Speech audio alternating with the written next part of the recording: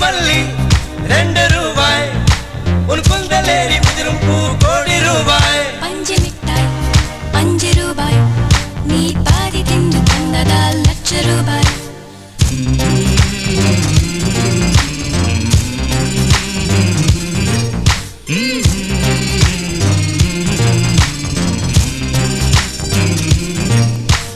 காதலிக்கும் பெண்ணின் கைகள் தொட்டு நீட்டினால் சின்ன தளர் கூட தங்கந்தானே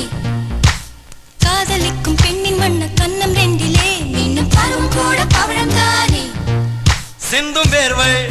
திருத்தமாகும் சின்ன பார்வை மோட்சமாகும்